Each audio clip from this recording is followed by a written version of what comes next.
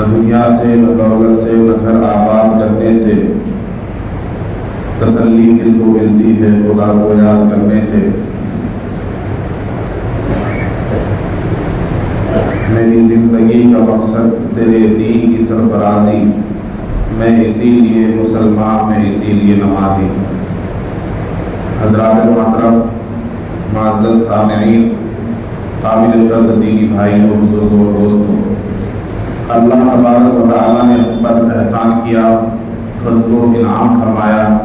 اس کی بے پایہ مہربانی ہے کہ ہم لوگ رمضان کے مہینے میں ایک خاص دن کے اندر جمعہ کے دن اللہ کے دربار میں، اللہ کی بارگاہ میں حاضر ہیں اور اس کی عبادت، اس کی پرستش کے لیے حاضر ہوئے ہیں۔ یہ اللہ تبارک و تعالیٰ کا ہم پر بہت بڑا احسان ہے، ورنہ آج کے دن بھی بے شمار لوگ ایسے مبارک دن میں بھی آپ کو مل جائیں گے جو اپنے کاموں کے اندر مصروف ہیں، اپنے گھروں، اپنی دکانوں اور اپنی تجارتوں کے اندر مشغول ہیں۔ یہ اللہ کا ہم پر احسان ہے کہ اس نے ہمیں اپنے دربار میں بلایا۔ لوگ کہتے ہیں ہمیں مسجد جانے کی توفیق نہیں ملتی۔ حقیقت یہ ہے کہ اللہ تعالیٰ جس کو بلاتا ہے وہی مسجد میں آتا ہے۔ اللہ جسے توفیق مرحمت فرماتا ہے اسی کو عبادت کی، اطاعت کی توفیق ملتی ہے۔ میں گفتگو شروع کرنا چاہوں گا نبی پاک صلی اللہ علیہ وسلم کی اس حدیث سے جس میں حضرت جبریل علیہ السلام نے رمضان کے تعلق سے 3 اہم بددعائیں کی ہیں۔ دعا نہیں بلکہ بددعا۔ حضرت جبریل علیہ السلام نے بددعا فرمائی اور نبی پاک صلی اللہ علیہ وسلم نے آمین کہا۔ اب آپ بتائیے کہ دنیا کا کوئی ولی، دنیا کا کوئی بزرگ، دنیا کا کوئی اللہ والا ہوتا ہے، ہم اس کے پاس جاتے ہیں دعا کے لیے کہنے کے لیے، دور دراز کا سفر کرتے ہیں، اجتماعات میں جاتے ہیں، خانقاہوں کا رخ کرتے ہیں، کسی بڑے مدرسے کے بڑے عالم دین سے جا کر ملتے ہیں اور ان سے دعا کے لیے کہتے ہیں۔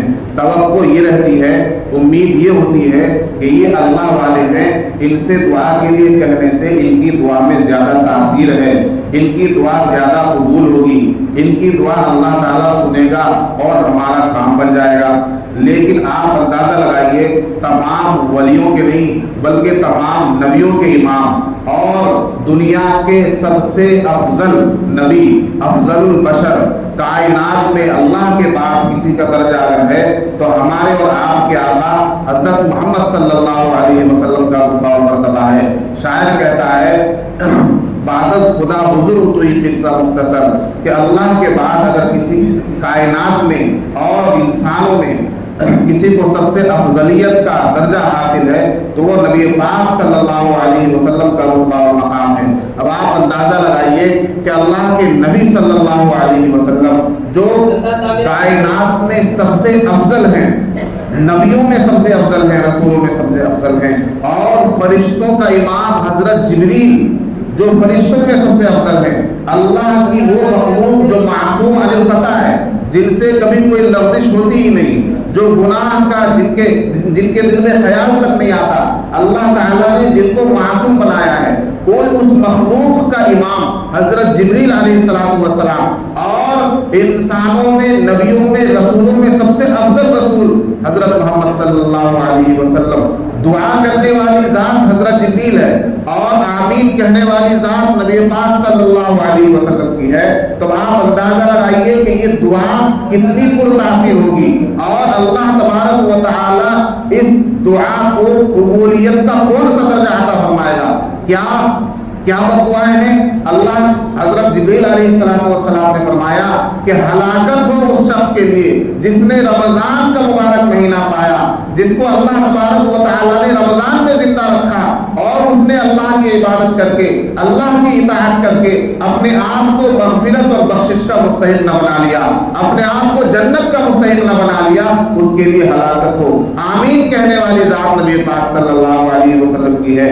دوسری بددعا حضرت جبریل علیہ السلام نے ठीक कि जिसको वालिदैन का तोहफा मिला हो, जिसके वालिदैन जिंदा हो और उसने अपने वालिदैन की खिदमत करके उनकी फरमा बरदारी करके अपने आप को जन्नत का मुस्तहिक न बना लिया, मग़फ़िरत का मुस्तहिक न बना लिया, उसके लिए भी हलाकत हो। अल्लाह के नबी सल्लल्लाहु अलैहि वसल्लम ने इस पर भी आमीन कहा। और तीसरी बददुआ हजरत जिब्रील अलैहिस्सलाम ने फरमाई कि जिसके सामने नबी पाक हजरत मोहम्मद सल्लल्लाहु अलैहि वसल्लम का जिक्र खैर हो, आपका नाम लिया जाए और वो नबी पाक सल्लल्लाहु अलैहि वसल्लम पर दरूद न भेजे, दरूद भेजने में भी कंजूसी करे, उसके लिए भी हलाकत हो।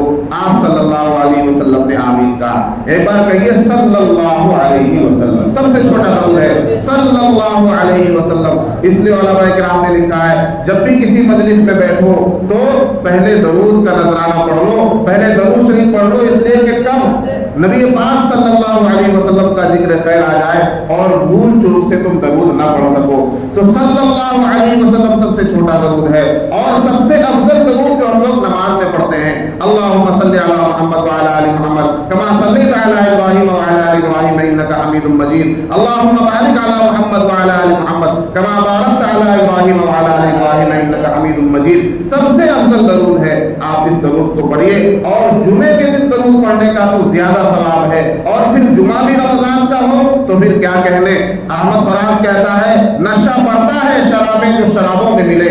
तो जुमे का दिन और रमजान का महीना, रमजान का महीना खुद अफजल महीना है, तमाम महीनों का सरदार है, अल्लाह का महीना है। और फिर रमजान में जुमा आ जाए, जुमा सैयदुल अय्याम है, तमाम दिनों का सरदार है। रमजान का महीना और जुमे का दिन ताअत और नेकी का सवाब कितना होगा आप अंदाजा नहीं लगा सकते, कोई कैलकुलेटर उसको जोड़ नहीं सकता, इतनी नेकियां मिलती हैं। इसलिए जुमे के दिन ज्यादा से ज्यादा दरूद का हमें एहतिमाम करना चाहिए। मैं इस हदीस को बताने का मकसद यह है कि बहुत से ऐसे लोग हैं जो रमजान का मुबारक महीना पाते हैं, इसके बावजूद वो इबादत नहीं करते, इसके बावजूद वो अल्लाह की फरमाबरदारी की तरफ नहीं आते, इसके बावजूद उनके कदम मस्जिद की तरफ नहीं बढ़ते, रोजा तक नहीं रखते, नमाज तक नहीं पढ़ते, तरावीह में शामिल नहीं होते। अब बताइए कि हजरत जिब्रील अलैहिस्सलाम की बद्दुआ के सामने वो टिक सकते हैं? क्या उनकी हलाकत में कोई शक बाकी रह सकता है? क्या मरने के बाद उन्हें जन्नत नसीब हो सकती है?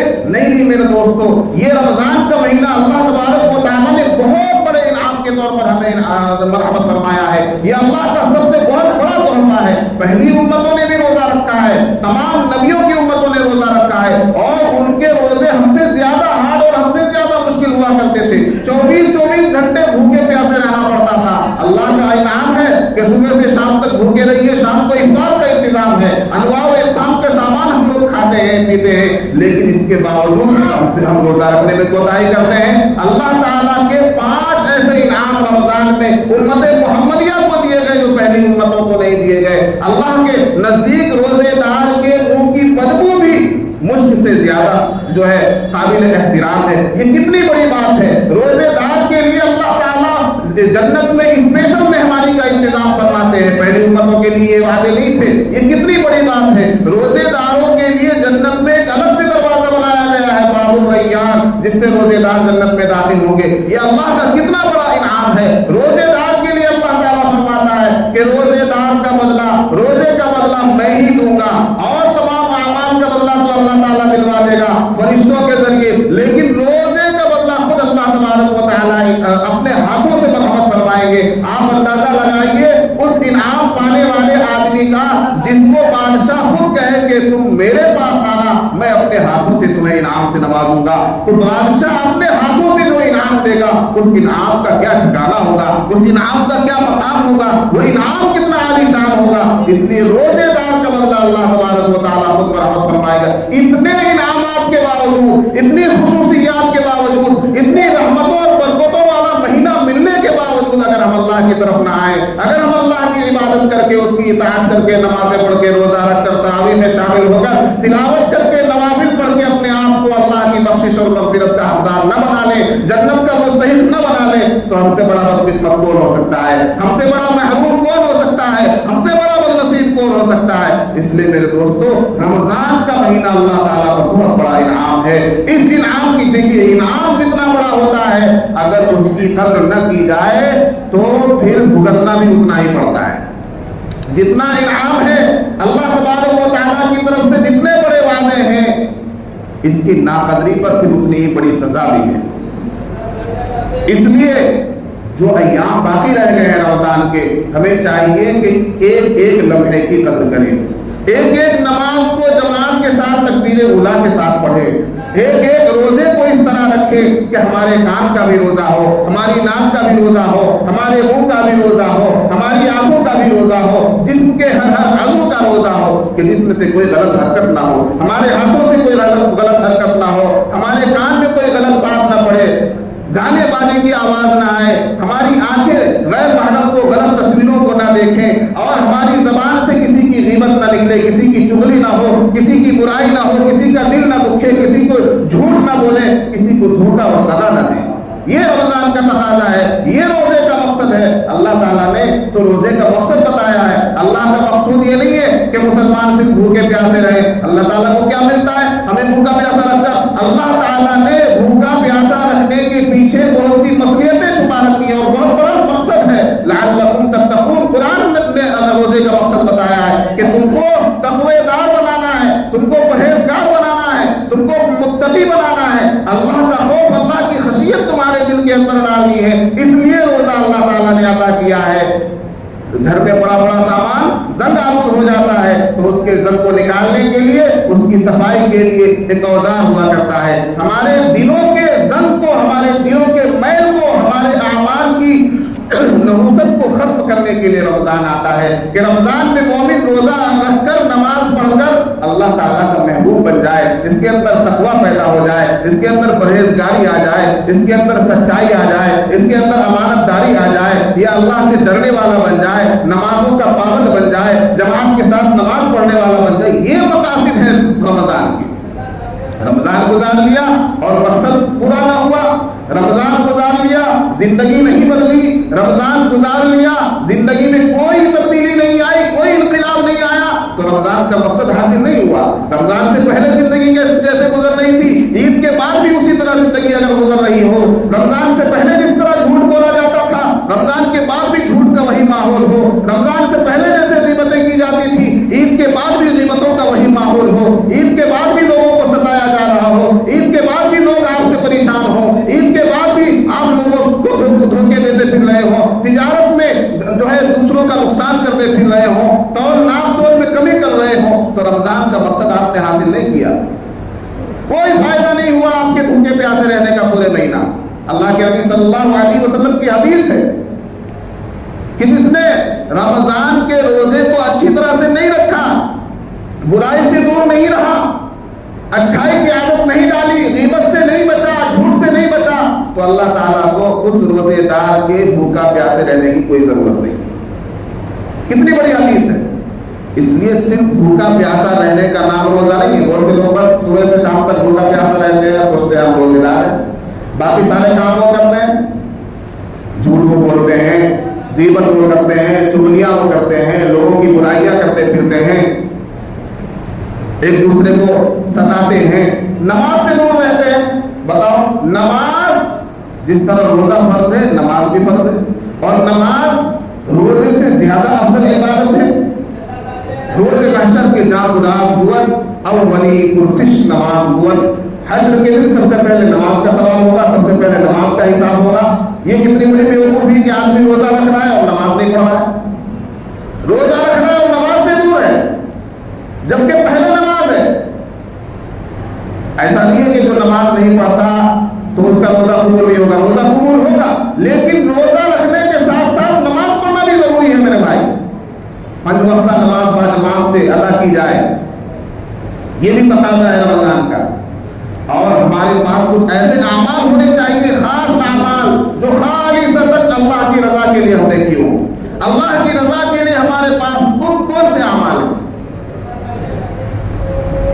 کوئی ایسا عمل تلاش کرے، اپنے دل کے اندر ٹٹولے کہ ہم نے کوئی ایک عمل خالص اللہ کی رضا کے لیے کیا ہو، اس میں کوئی دکھاوا نہ ہو، کوئی ریا نہ ہو، کسی طرح کی جو ہے شہرت کا اندیشہ نہ ہو۔